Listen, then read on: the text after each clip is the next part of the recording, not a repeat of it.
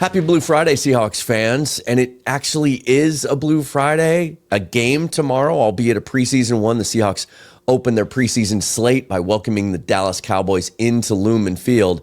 But they're going to do so without Robbie Ouzts, the promising second-year fullback placed on injured reserve last week. What do they do now?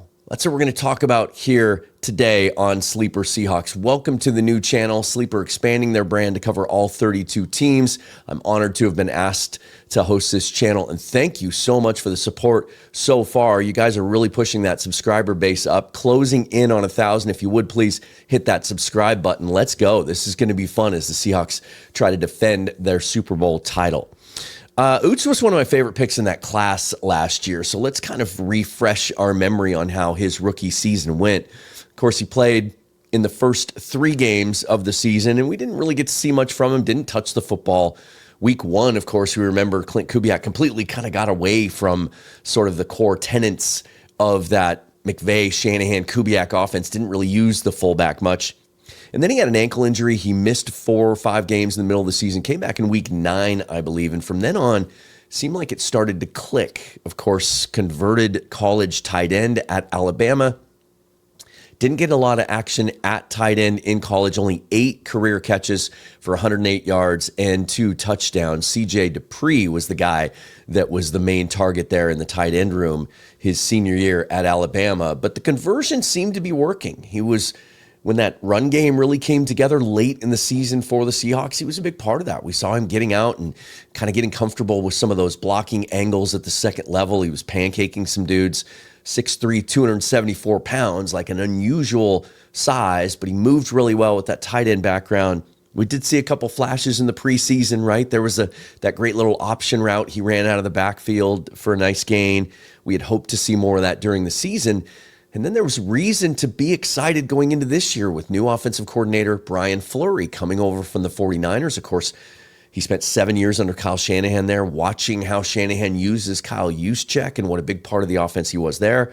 We were hearing reports, even from Ouzts himself, that Fleury was having him run the whole route tree, something Kubiak didn't do last year. And so I do think he was going to be more involved, maybe get some carries in short yardage situations, maybe catch the ball on occasion out of the backfield, as Mike McDonald made it clear he wanted to and wants to involve the running backs in the passing game more consistently.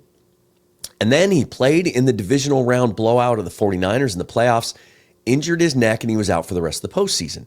Well, things looked good at the beginning of camp, and then on I believe it was the second padded practice, he left. And then we heard that he was going to be out. And then it sounded kind of ominous.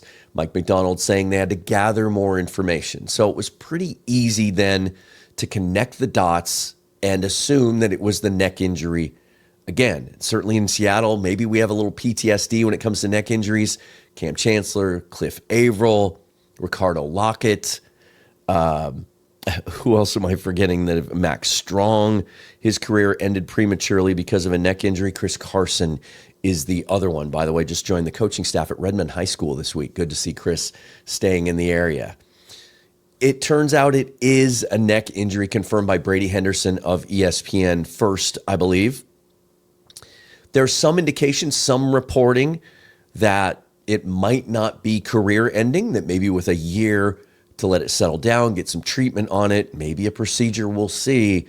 He might have a chance to continue playing. But again, neck injury is very, very tricky. And just for clarification, by the team putting him on injured reserve before the cut to 53, he cannot be recalled later. Even if he makes a full recovery, he will have to miss the entire 2026 season. So what do they do next? Where do they turn? Well, I've looked around at the many rosters in the NFL. And here's the tricky part, you guys. Not a lot of college programs use fullbacks, and even fewer NFL teams roster actual fullbacks. Here are the raw numbers. It really is a dying breed. RIP to NFL fullbacks. They are hard to find. Only 15 teams in the NFL right now. Quick math, less than half. Go Cougs. Thanks for that education. 15 teams currently list a fullback as a roster spot. And then of those, only 7 teams currently list 2 fullbacks.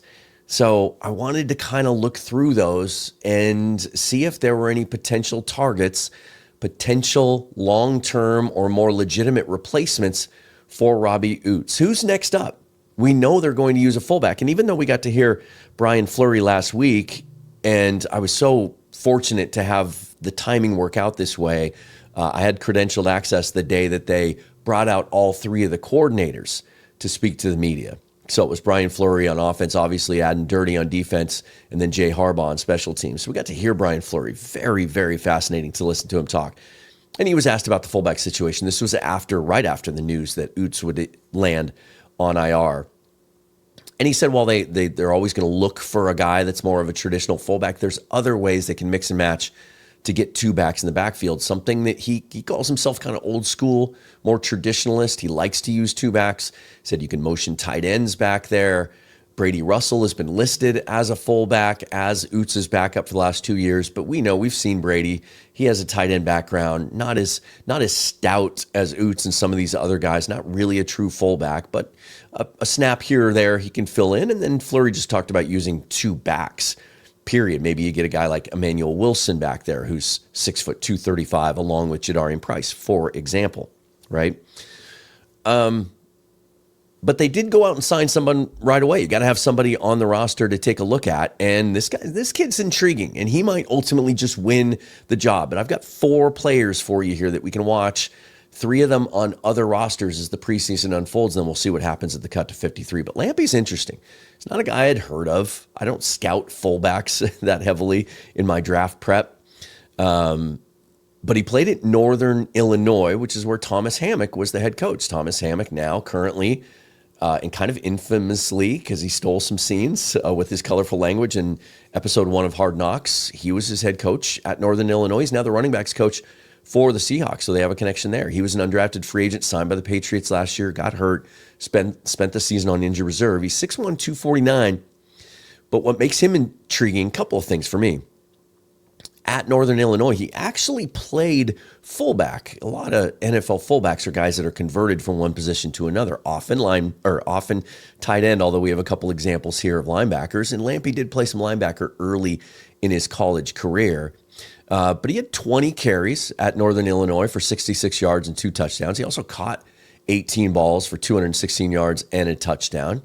And he was used a lot in I formation as a lead blocker. And when you turn on the tape, you can go to YouTube, you can type in Brock Lampe, you can find some highlights. Moves really well. And he was out there last week when I was present at camp and saw the same things from him. And so he's the first man up. And he could end the conversation here with a good preseason in camp.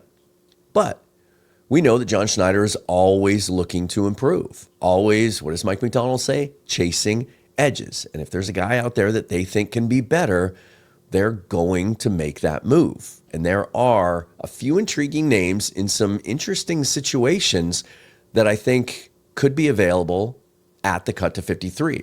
I think 2 of these next 3 certainly are going to be available, and I'll explain more on that in a moment. My second favorite guy here, though, if they're going to go outside the organization, is a guy named Jackson Aker. You see him wearing the Wisconsin uniform there. He did play for the Badgers, 6'1", 242 pounds, undrafted free agent on the Buffalo roster currently. And he's a guy that's intriguing because he did actually play fullback at Wisconsin. He was in some places, depending on where you look at their roster or their depth chart, you'll see him listed as a tight end, but he was a fullback. And he actually had a role. 94 collegiate carries for 415 yards and 3 touchdowns. Kind of bounced between, played some running back, some fullback, and tight end. But in 2025, they really dialed in and had him just play the fullback position. Most notably, they like to use him on short yardage. And he had 8 carries on 3rd or 4th down, and he converted all 8 of those into first downs. And again, like Lampe, and it is kind of sad that Brock Lampe pronounces his name Lampe and not Lamp. Otherwise, we could use the I Love Lamp gif from Anchorman incessantly throughout the season if he makes a team. Anyway, I digress. Aker's really intriguing. The fullback background, the size, and again, you see him on tape catching the ball pretty well, moving pretty well. He's got some blocking skills. He looks the part. Why might he be available? Stay tuned. I'll get to that in just a moment. My next guy, the first place I went to look was, hey, what's our old buddy Clint Kubiak doing down there with the Raiders? Because we know he's going to employ a fullback. And we also know that they signed Connor Hayward in the offseason. Paid him a little bit of money. He's the veteran, right? 27, 28 years old. He's done this before. He's been there, done that. And so who's this kid? Well, they have a second fullback on their roster. Now, he's a conversion project himself. He was a tight end he played 5 years at Ohio State and then transferred as a grad transfer to Cincinnati for his final year. He was listed as a tight end typically in college, but Kubiak trying to do the Robbie Ouzts thing with him and make him into a fullback. He's a big dude. He might be the most similar to Ouzts' profile. The tight end background, 6'4", 250, big guy. He had 0 carries in college, only 5 career catches for 61 yards. So believe it or not, Ouzts was actually a more prolific pass catcher than he was in college. But he's got the blocking background, he's got the size, and they're not going to keep 2 fullbacks. Unless something happens to Hayward and he ends up on injured reserve, Gurd's going to be waived at the cut to 53. And again, you go back and you look at the Cincinnati tape and those 5 career catches, found some video of those and moves pretty well, catches the ball pretty well. And here's another thing I like about him. I mean, he's kind of the most Ouzts-like, isn't he? Like, he's got the stash and everything. If you just cut the hair shorter, you might not mistake him. You could probably put him in Robbie's old jersey and just run him out there. Anyway, that's just a little side note. And then one more to keep an eye on. Ben VanSumeren, 6'2", 258. You see him there in his Michigan State uniform, and he's not carrying the ball. He's not catching the ball. He's playing linebacker. This guy's a true conversion prospect. Now, he's not a rookie like some of these other guys. Lampe's a second-year player. Aker and Gurd are rookies. VanSumeren's in his 4th season. Spent some time with Philadelphia as a linebacker and a special teamer. And then Buffalo signed him this offseason specifically to play fullback. He's appeared in 21 regular season games with 2 starts, but he has 0 carries to this point, only 1 catch. His calling card is athleticism, his blocking ability, and his special teams ability. We know how much the Seahawks value that. And I mentioned earlier that I would tell you why I liked Aker. Well, they're both on the Buffalo roster. So here we go back. Jackson Aker, rookie, right? Has the fullback background at Wisconsin. And then VanSumeren, also on the Buffalo roster. Very, very unlikely that they keep both of these players on the roster. They'll try to get one through on the cut to 53. So, I mean, that's where I'm at with these guys. I mean, option 1 is Lampe, and I like what I see from him so far. Really excited for tomorrow's game against Dallas. I hope he gets a lot of snaps. I hope we get to see him in a couple different roles. Let's see him as a lead back, getting into the hole and making a block. Maybe we see them throw the football to him once or twice. Test him out. See if it's going to work, because we know Fleury's preference is to find a true fullback that can be a functioning part of this offense. And then I want to watch the Bills play, see how Aker looks, and see how that rotation looks with him and VanSumeren. And then Gurd, as I said, I think there's a 90+% chance that he gets waived on the cut to 53 because they have Hayward already in place unless there's an injury there. And so I haven't gone back and watched the Raiders game from last night, but looked at the box score. He didn't get any carries. Don't even think he got any snaps. Another indication that he might not be in their plans and that Hayward's got that on lock. Just a couple of names to keep in mind as we go through the preseason as potential replacements for Robbie Ouzts. That's going to do it. If you want to follow me on Twitter, it's Seahawks Forever. That's my main channel that I've had for years, my full-time gig. Again, honored to be doing what I'm doing here for Sleeper Seahawks. But if you're familiar with my Seahawks Forever content, you'll notice a difference. This is more focused. One topic, one piece of content, shorter videos. I'm enjoying it. You guys are enjoying it. We're getting a lot of great feedback. Be part of the foundation. Help us build this thing up. Hit that subscribe button if you would, please, and the thumbs up helps put this video out in front of more people. And I'll be back again next week with more from Sleeper Seahawks. Thanks for watching. Go Hawks.